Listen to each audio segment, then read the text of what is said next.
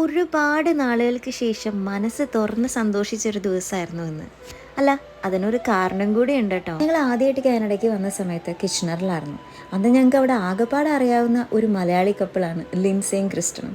ഇപ്പോഴും ഞങ്ങൾ ബ്രാംപ്ടണിൽ മാറിയിട്ടും ആ ഒരു ബന്ധത്തിന് ഒരു കോട്ടവും സംഭവിച്ചിട്ടില്ല. അങ്ങോട്ട് അവർ വരുന്നുണ്ടെന്ന് പറഞ്ഞപ്പോൾ തന്നെ ലിൻസ് എന്നെ വിളിച്ചിട്ട് ചോദിച്ചായിരുന്നു, എന്താണ് ഈ സമയത്ത് കഴിക്കാൻ ആഗ്രഹം തോന്നണേ? ഒന്നും കൊണ്ടുവരണ്ട, നിങ്ങൾ വെറും കൈയോടെ വന്നാൽ മതി എന്ന് ആവർത്തിച്ച് പറഞ്ഞെങ്കിലും അവരുടെ സ്നേഹം മുഴുവൻ ഇതിലുണ്ടായിരുന്നു. ലിൻസയും ക്രിസ്റ്റനും കോട്ടയംകാരാണ് കേട്ടോ. അപ്പൊ നമ്മുടെ അച്ചായനും അച്ചായத்தைയും കൂടിയിട്ട് അവരുടെ കൈകൊണ്ട് ഉണ്ടാക്കിയ കപ്പപ്പുഴുക്കും മീൻകറിയും ബീഫൊക്കെ ആയിട്ടാണ് ഇന്ന് എന്നെ കാണാൻ വന്നത്. അല്ല, എന്നെ കാണാമെന്ന് ഞാൻ എടുത്തു പറയുന്നില്ല. നമ്മുടെ പ്രധാന അതിഥി എന്ന് പറയുന്നത് കുഞ്ഞു പെണ്ണാണല്ലോ. നമ്മുടെ കുഞ്ഞ് വരാൻ പോകുന്നതിന് മുമ്പേ അവളെ സ്നേഹിക്കാൻ എത്ര പേരാന്ന് ആലോചിച്ചപ്പോൾ ഒത്തിരി സന്തോഷം തോന്നി. അപ്പോൾ ഇന്നത്തെ നമ്മുടെ സ്പെഷ്യൽ എന്ന് പറയുന്നത് ഈ ഒരു കപ്പപ്പുഴുക്കും മീൻകറിയും ബീഫൊക്കെ ആയിരുന്നു. നല്ല അടിപൊളി ടേസ്റ്റും ആയിരുന്നു. അപ്പോൾ ഞങ്ങളുടെയും കുഞ്ഞു പെണ്ണിൻ്റെയും വക ലിൻസയ്ക്കും ക്രിസ്റ്റനും ഒത്തിരി സ്നേഹം.